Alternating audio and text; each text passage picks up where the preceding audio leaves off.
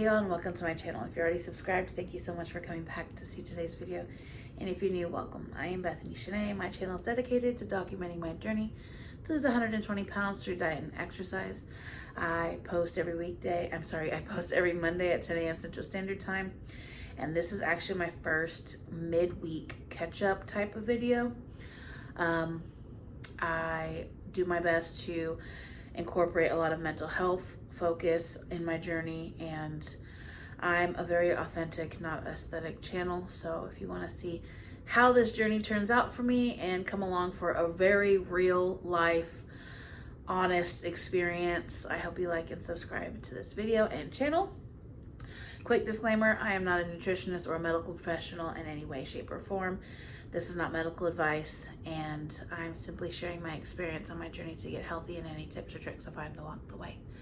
So today we're almost actually to the end of week 2 of the 6-week slim down challenge, 6 weeks to summer slim down challenge. I was doing a 3-day egg fast. I did post a short, which I'll put up here, where I showed you my 24-hour results. In 12 hours, I was in ketosis, and in 24 hours, I'd lost exactly 4 pounds. I had eaten 2,400 calories, and 75% of that was fat.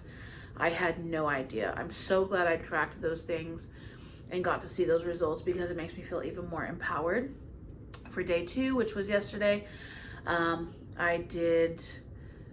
started my day with the egg fast. It was my friend's birthday at work, and they quite literally insisted on buying me Chinese food for lunch. I was going to give it to one of my friends at work, and I decided to split it with them and have some.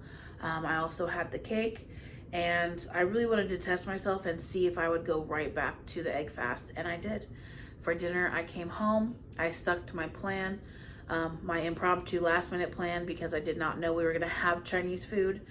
Otherwise, I would have made a carnivore Chinese kind of hack, and been able to partake that way, and then just done the egg fast later on.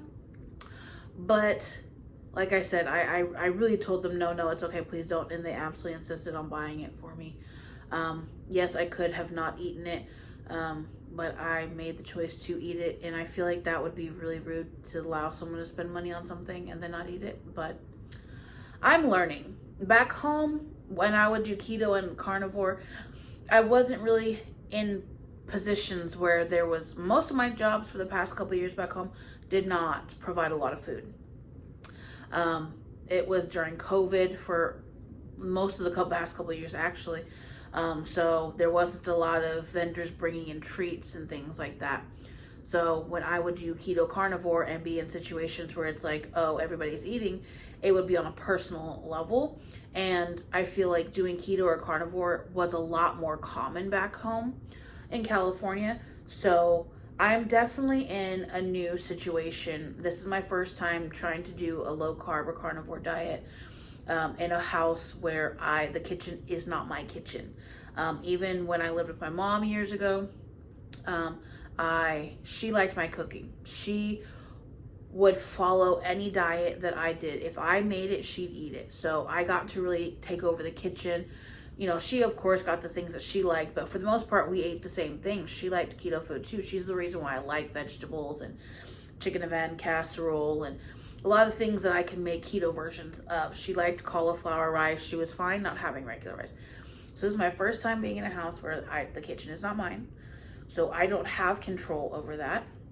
And then also where my work environment is, I'm realizing they give you a lot of food. And although when I really firmly put my foot down, they've been respectful of it. My job is very nice. Everyone's very respectful. They're just very caring and nurturing, and they want to give, they want to include you in things. So that's another thing that's different for me.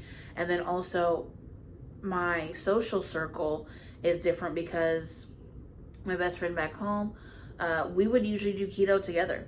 My life really fit doing the diet, and now my life is not as easy, so I feel like I'm in more common of an experience with trying to do a 0 carb or low carb lifestyle, more common to the standard I just feel like most people, this is their experience.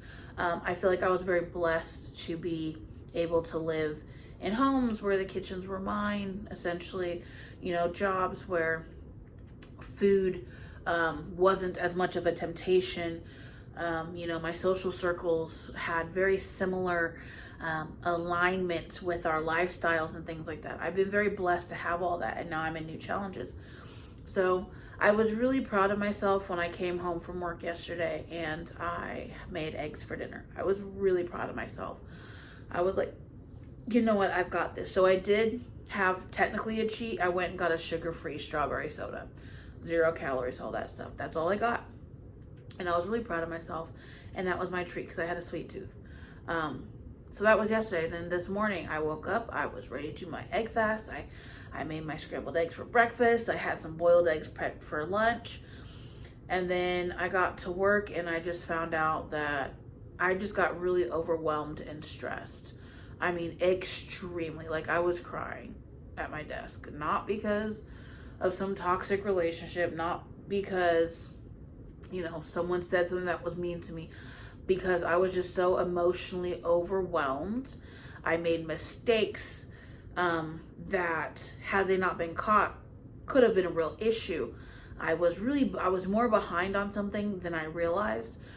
I've been taking on too much, in a sense, and it caught up with me. And I'm not necessarily a perfectionist, but I am someone that, especially when it comes to work and projects and things like that, I really don't like to fail. I care very much about doing things the right way and making sure that if I do mess up, I take accountability.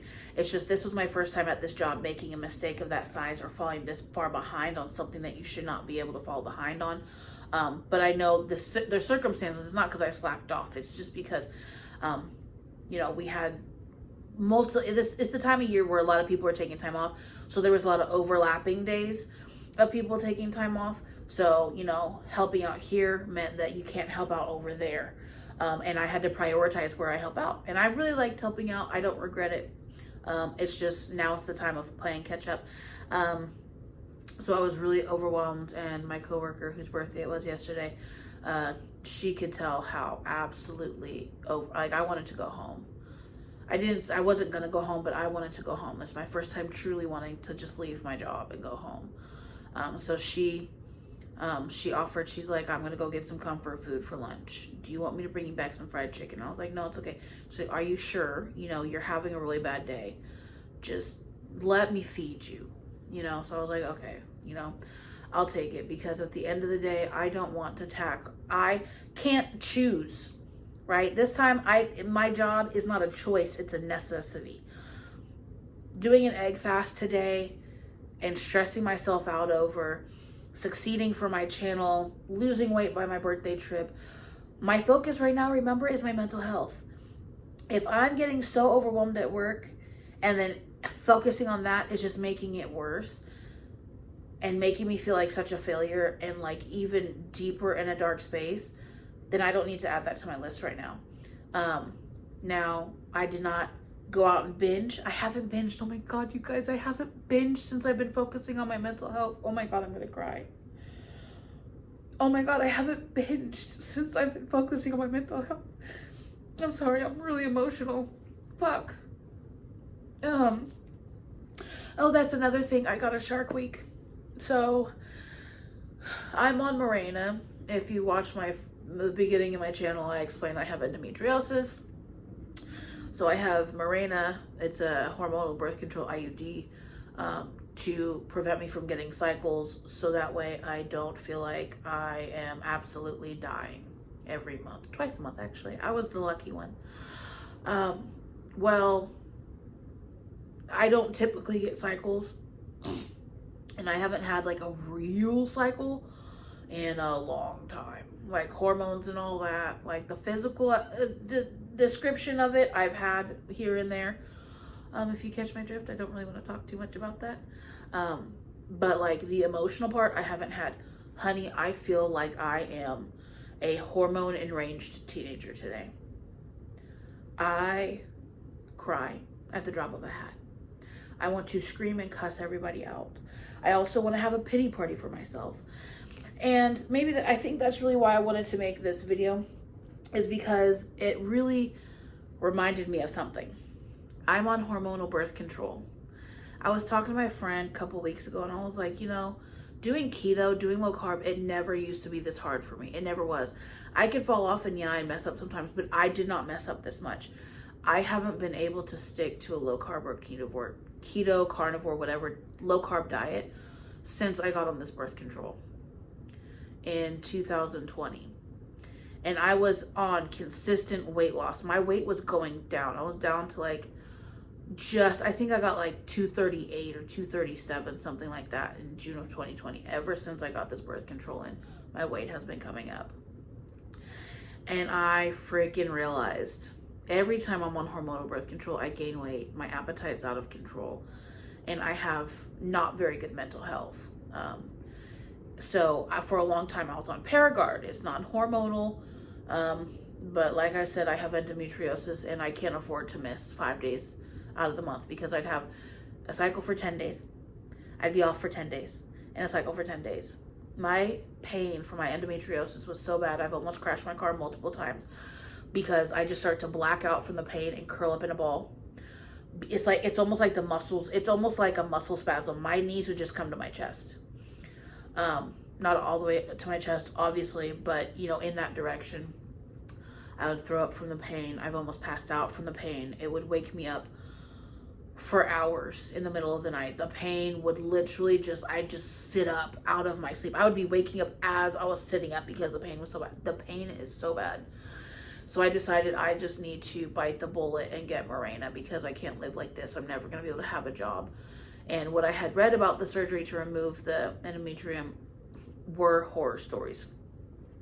So, yeah, I've been on the hormonal birth control. And I think that's also a factor that I did not take into account with regard to how often I'm falling off plan. So, what I want to do, I can't believe I'm saying this out loud. I'm not going to cry again. My job has really good benefits. And I have health insurance that kicks in officially this Saturday on June 1st. So I've already gone through the Cigna app and you can favorite doctors and they have pictures of them. My whole medical team that I have favorited so far that I'm going to see if I can get them, they're all close to me. They're all women and almost all of them are women of color. I would be perfectly fine seeing a fair complected woman as well. I have no issue with medical professionals that are not of color. It's a common known thing that people of color, especially women of color, we really struggle being taken seriously in the medical world. So having a team that not only can relate, they know what it's like. I'm really hopeful that I will have the best care of my life through that. And if it doesn't work, if I have to go with a fair complected man, I have no problem with that. But I want to give this a try. And I also feel like if we take time to give business to that underrepresented population in the industry, the medical industry, then I feel like it'll encourage more young people of color to go to medical school and to also branch into that, because I feel like the underrepresentation is really big. So what my plan is I'm going to make an appointment with the gynecologist. I think I'm going to need to get re-diagnosed with endometriosis. And I want to get a plan going to see if I can get approved through my insurance to get the endometriosis removal surgery, so I can get off the hormonal birth control and go back to non-hormonal, and see if, obviously this might be over a year-long process. I'm not saying I'm just gonna say screw carnivore until I get this answer, but I want to start the ball rolling because I don't want to be on hormonal birth control. I want my body to be how it naturally is meant to, minus the endometriosis, because it's hell. It is hell. It's the worst pain I've ever had in my life. So that is my ramble for today. I really want to get a tub of chocolate ice cream. I will say, okay, good news. I'm glad I get to end on a good note. So I did drink Monday. Yes. Today's what, Thursday? So even in my moments of stress, I'm so happy to say this, even in my moments of stress today and anytime since Monday, so a couple days, I know, I questioned. I was like, hey, I realized, hey, I'm not craving alcohol. I don't feel this need to go buy a beer. I feel this need to go buy tequila or whatever it is and drink. Oh my God. Like, I pray my butt off all the time that God would take the taste of alcohol from my tongue, meaning please take the craving of it, the desire of it from me. And I just felt like that was such a non-scale victory for me, for my mental health and for my physical health, that I'm not craving or feeling pushed to drink alcohol. Now, I will say, drinking a slushie that tastes like a margarita without feeling the effects of the alcohol does sound nice. But I'm not craving alcohol. I don't think I'm going to drink today. I'm not going to try to force myself to eat eggs for the rest of the day. I think I'm craving bacon. I really want chocolate ice cream. So I don't know if I'm going to give in to that or not. But I'm hoping that the symptoms of Shark Week can subside, by tomorrow would be great. So I could feel a little more in control of my hormones, because I kind of feel like I'm a ticking time bomb. And I don't know what emotion's going to come out. I can go from really, really happy to absolutely sobbing to complete enraged. And I mean, a hair could be out of place and I just feel like I might snap. And I don't know, like I said, I don't know what emotion's going to come out. So I'm really over it. But that's my midweek update. Wow, that's a really long video. It says 17 minutes. So I'm going to leave it all alone now. Thank you guys for coming to hear my conversation.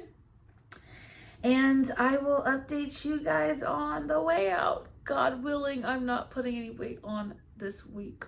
I'm really praying. So, I'm also going to read my Buddhist brain book when I turn off the camera, which the tripod is standing on, so you can balance on my bed. All right, thank you guys so much. If you are curious to see how this turns out for me, if you enjoy honest content like this, I'm always going to be honest and real and authentic.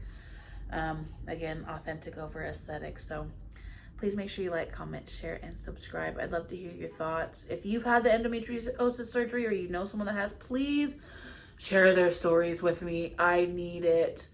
And yeah, anything that I said in this video, if you can relate or you know someone that can relate, please make sure you leave those in the comments below. I'll see you in the next one. Bye.